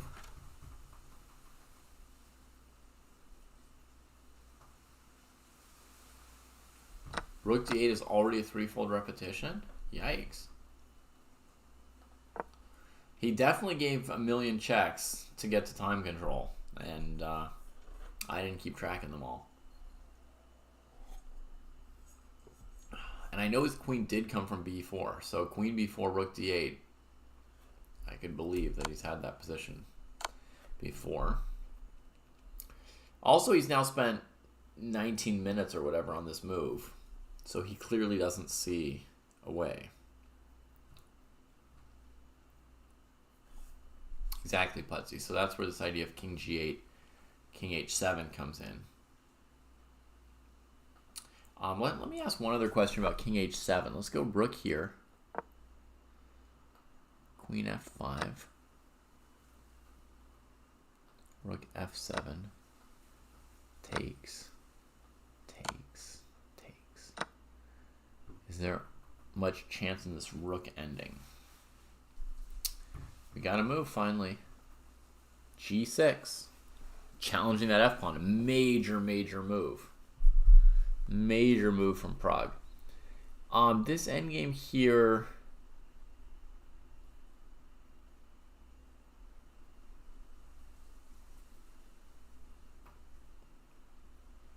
feels like a fair chance to draw for white, but it's pretty complicated. Not something I can assess quickly. Let's have a look at the move he's played. g6. Wow, quick from Noterbeck. He trades. So let's say f6. That would be the other move, trying to keep the back rank mate, trying to keep rook e7, right?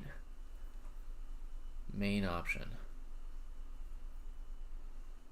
Black would go check, here, here. And then when you defend it, switch the queen here, here.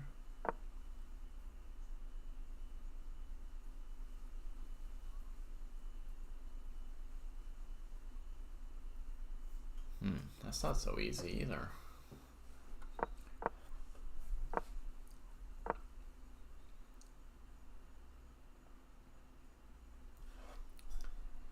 Like here, threading this. F6, is there something simpler?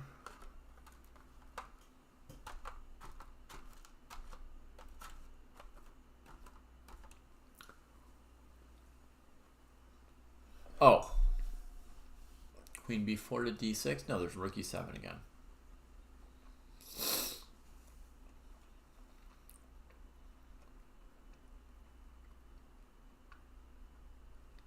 Huh.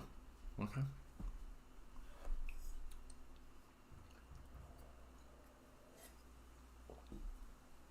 Is Prague thinking about recapturing on g6?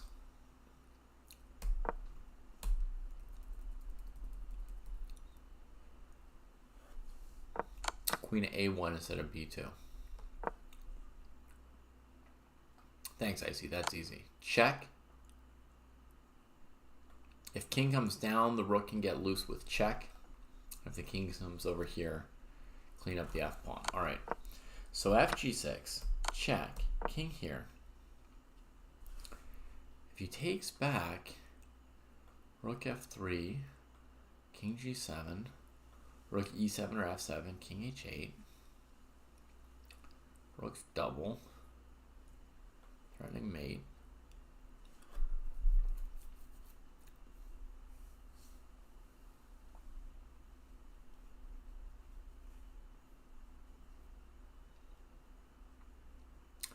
Could he play rook d8 here instead of f takes g6? Maybe.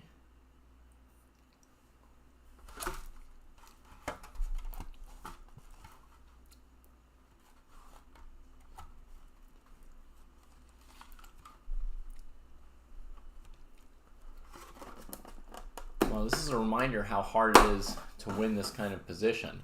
I think sometimes normal mortals feel upset when we can't find the knockout and don't win a position like this, and we assume it was easy, it was easy. But when you see how hard Prague is sweating this position, you know it's not easy. And look, here he plays a very non-trivial move. He goes after this the moment there's not back rank. Wow.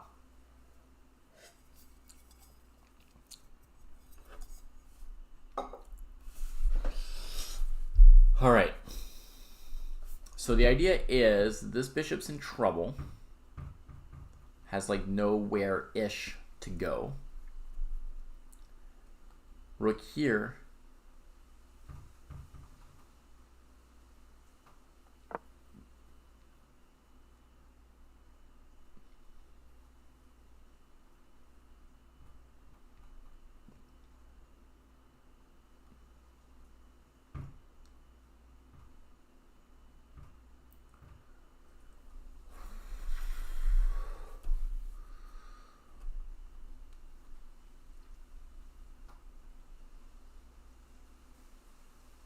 Bishop f7 also possible. Yes.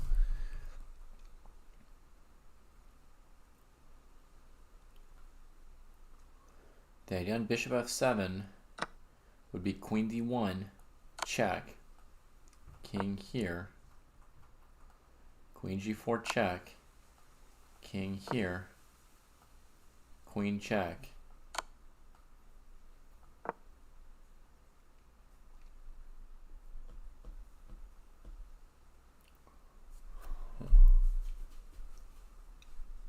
Not yet made.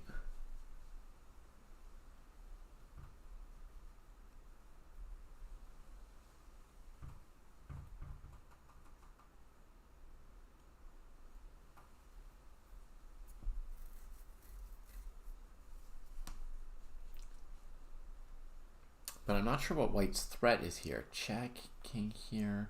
Check, king comes out.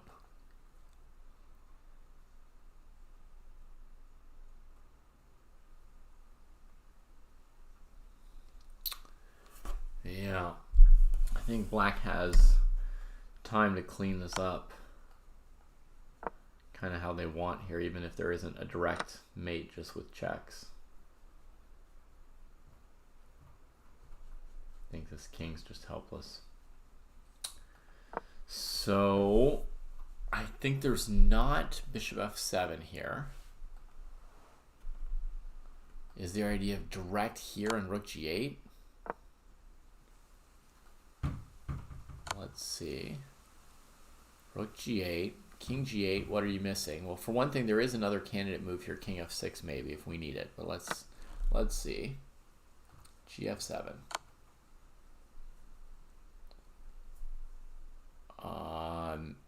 Maybe folks didn't look at king h7 here.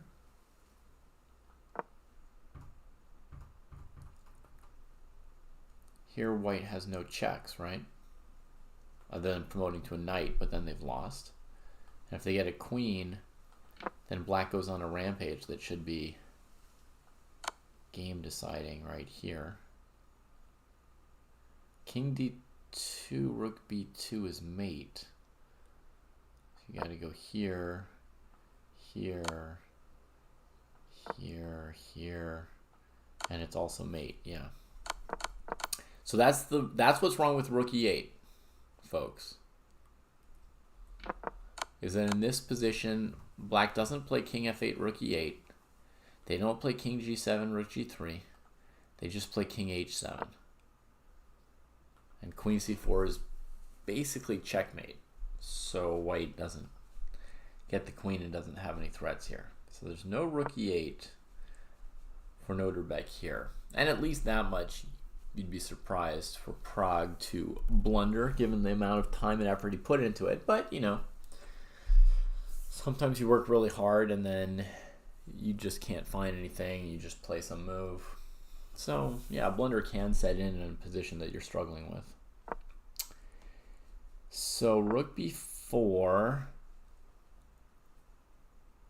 Rook e8 doesn't work. We have rook c5 and bishop f7 as candidates. Let's try bishop f7 again.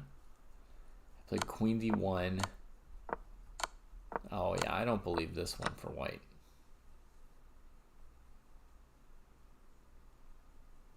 Yeah, I don't believe this one for white. So that leaves rook c5 as my main candidate move for Abdusattorov here.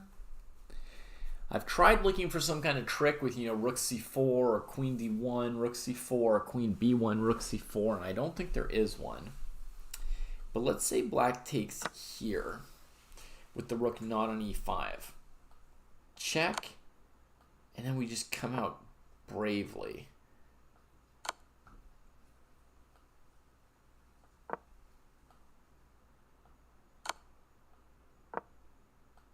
Got to get back to this now to defend that bishop, right? Because just checking the king all the way to b6 is not going to do it. So rook back to c5.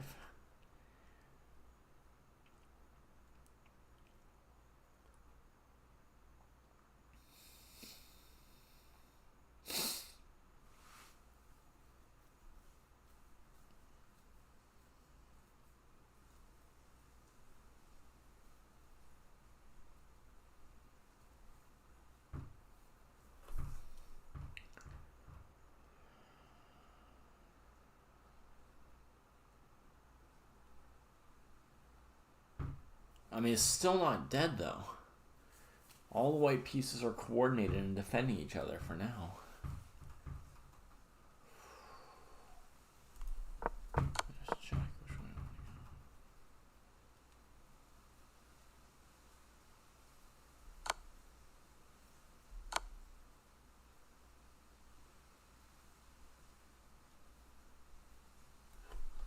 Maybe I should go this way. So the rook can't get in with check. And then if we get checked, we head this way. Let's see if he's played rook c5. Nope. Rook e8 check. Tried. King g7. Oh, mama. This bishop is not getting defended now. This is a line I pretty much wrote off for Abdusattorov. He goes for it anyway.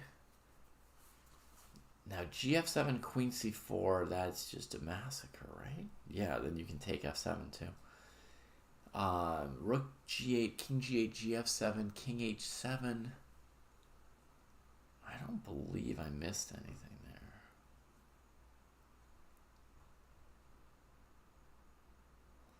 I had calculated the knight check, even though I didn't dwell on it. King g7, knight e6, king f6, rook f3, king e7, and white's out of checks. Yeah.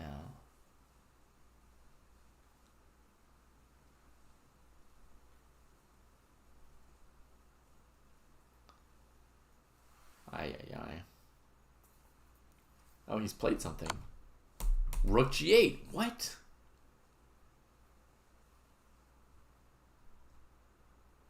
Abdusattorov had a lot of time. If he was losing, would he not have used more of it?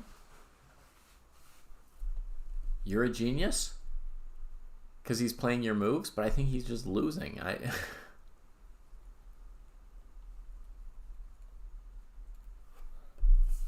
g8. You're going to play bishop f7 after king g8, then king g7? No, that doesn't make any sense.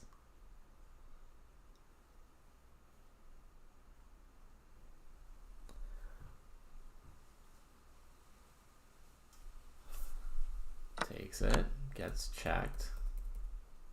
King h7 resigns.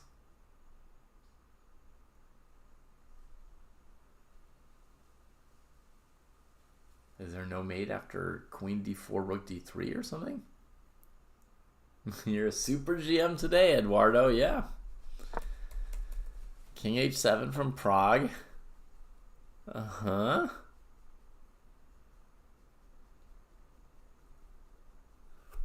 Yes, Noderback.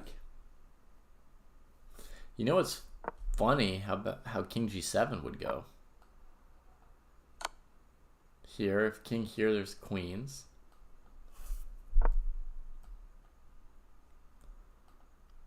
Knight check, king here. That would have been funny. That would have been very funny. I mean, not for me or for Prague fans, but it would have been funny. But king h7, I mean, what are you doing, Noderbeck? So, is there some line where basically you step back and against queen d4, rook d3? But yeah, I didn't even look at queen d4 before. This is what I played. And then it's just checkmate, like so.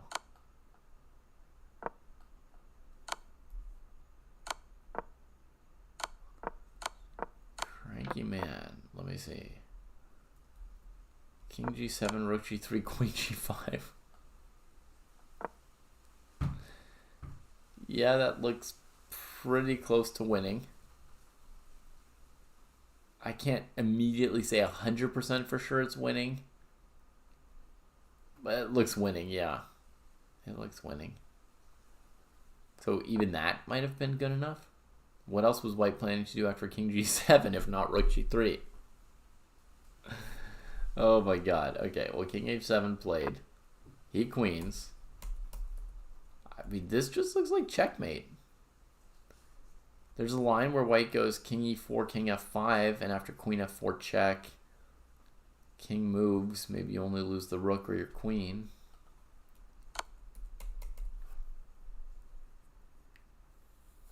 If he plays all this and then just resigns here, then why? Oh, and he does. Then why did he play this line? And if king g7, rook g3 is also losing, then really why did he play this line? Super GM Eduardo Barajas, can you provide us some insight into why white chose to play this line? while I update the scores. 3-way tie for first place. Incredible.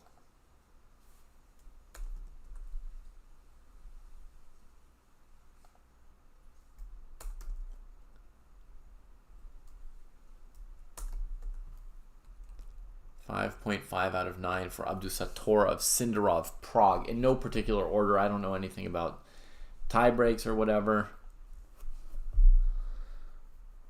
Pretty good performance overall by the Uzbek national team. You see the whole team in there, right? Tie for first between Abdusattorov and Sindarov. And then 4.5 out of 9 and 4 out of 9 for their two players who are still pushing towards 2,700. But that Olympiad team is looking good.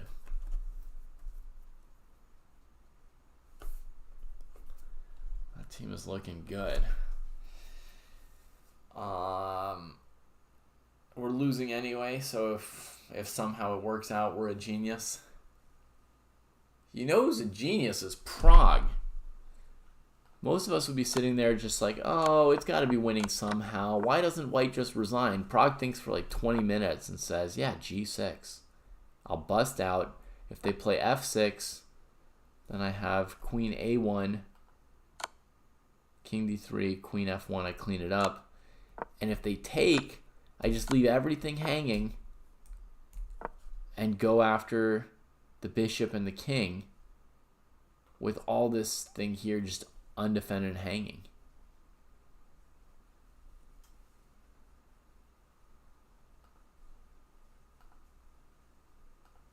Nepo got 3.5 out of 9. I think Chitambaram got last, though. I think he got 2.5 out of 9. So Nepo finished in 9th place. And for anyone who was watching the sort of live rankings on 2700 Chess during this event, you'll have noticed that like who is in the top 5 players in the world has just been going up and down throughout this tournament. Just like crazy. There was like days where Abdusattorov, Erigaisi, and Prague had maybe all passed Gukesh, then days where they'd all dropped below him. Today, Prague may have passed him again, but dropped Abdusattorov below. It's been wild. And obviously, Aravind has plummeted out of the top 10 and the top 20 in one event. And Nepo has also dropped out of the top 10 at this event. Very forgettable event for Jan. Just bleeding those points. Yeah, Prague had to overcome some adversity in this tournament on his way to first place, huh? He started off well with wins in rounds 2 and 4. Then he lost to Parham and Report in rounds 5 and 6. But finished by beating Arjun and Noterbeck in the last 2 rounds. Those are tough opponents. Holy moly. Great finish for Prague. Wow. And what a battle this tournament has been. What a battle. The youngsters are capable of losing a game and bouncing back and winning. They're not just drawing around and trying to stay stable. They're really playing. So Prague has 4 wins, 2 losses, and 3 draws, same as Abdusattorov. I mean, this would have been unheard of like 5 years ago. These guys are having 33% draws, 66% decisive results in these tournaments. And Gukesh, who's not here at this tournament, is like that also. I mean, there's some guys who are just battling like crazy. It's a new and very, very fun period in top level chess. I would say this tournament has still not made it clear, which of these guys is going to be challenging Gukesh, right? I mean, Prague, Sindarov, and Abdu finished half a point ahead of Aragaisi, but oh man, Aragaisi should have won that last round game today. He lost to Prague yesterday, so he'd been in the lead before. And it's just such a small amount separating them all. Sindarov had some scintillating games in this event. I thought he looked quite good. And there's just no telling who's like the best player in the world anymore. Well, I mean, other than it being Magnus, right? But I mean, there's no telling who the successor is, and who's going to come out ahead of who. Thank you so much for the raid. I really appreciate it. Very kind of you all. Oh, I was about to shout out Akshan.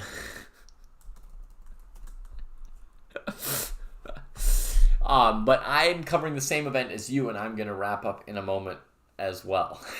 But hi, Akshan. Thanks for coming our way.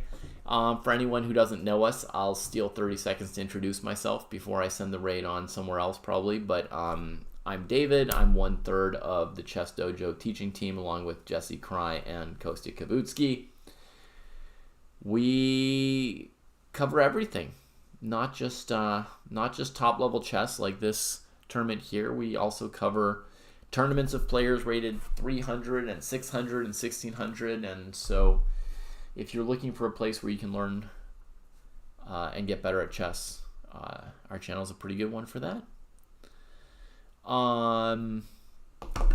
But yeah, that was our show. We already gave our wrapping up thoughts about it all. When I see these battles between this new generation, I'm full of admiration even for the loser of the game. Like this game here that Noterbeck just lost to Prague, we'll mostly praise Prague when talking about it, but I think Abdusattorov played a very interesting game, showed incredible skills, So they're just all really amazing. It's really exciting to have them there, and they're just turning every tournament into a fun tournament. That's the biggest thing. And maybe it's some other factor. Maybe it's the new diversity, maybe some changes and some shakeup in what openings work based on supercomputers, some changes in how people prep, some changes in the time control, people playing more quickly and thus more mistakes. But my own feeling personally is that it's just this generation. They're willing to play every game out. They're full of confidence. They believe they can beat their opponents. And when you've got two people who each believe they can beat each other, and neither of them is trying to kill the game or simplify the game or get a draw or stay in a safe position, I think that's the main thing that's giving us such great chess lately. And we'll see. Eduardo does perfectly reasonable prediction that basically there's nobody who's going to dominate out of this next crop, and so there won't be like a Magnus 50 points ahead of the others, maybe not even 20 points ahead and holding the World Championship title for multiple years. It might go back and forth and back and forth. Man, it's going to be exciting to see those battles. It's going to be history. It's going to be a really interesting period in chess history. So I'm a big fan of all of them. I mean, it's just so exciting and so good right now. So upcoming events that Chess Dojo is going to cover this year include the World Cup with 3 spots at stake for the candidate cycle, and the Grand Swiss with 2 spots at stake in the next candidate cycle. The World Cup, I think, is maybe September. The Grand Swiss, late October, right before the Grand Swiss, the U.S. Championships, which we might also cover. We often do. A lot of dojoers follow some of the top American players, and that's often essentially a super tournament. But now, I'm so thirsty to see guys like Aravind and Kamer and Sindarov. There's so many young players I want to watch. I wonder if the U.S. Championship is going to hold my interest in the same ways it has the last couple of years. Because now we sort of know Naka's number 2, Fabi's number 3. We know where they are in the world, and Naka is playing pretty solidly. Fabi's still fighting, and actually has like ramped up his decisive results. So he's been very exciting to watch lately. I'm not going to say anything against Fabi's chess right now, but I don't know. Without all the young international teenagers, will the U.S. Championship hold up? We'll see. We'll see what Jesse and Costa say on whether or not we should cover that. If we cover too much top-level chess, then we don't have time to cover the tournaments between our own viewers, right? And we want to cover 1,000 level chess and 1,500 level chess as well. So we'll see what we can fit into the schedule. The main plan for the next month or so is that there will be a focus on our own study and training and going over viewer games. So I'll be on tomorrow for Friday Night Fights, and we'll have a Sunday Rapid tournament here on Chess Dojo. Friday Night Fights is every Friday. Classical chess with live commentary by me. And if you want to try and play some really serious chess or watch some really serious chess between not top 10 players in the world, that's your ticket. We give them the same serious commentary that we give Abdusattorov in Prague, just at a slightly different level. But, I mean, you know, the intensity and the caring is there. I wish you all the best. We're going to send you on a raid now, as it is past time for me to get to bed.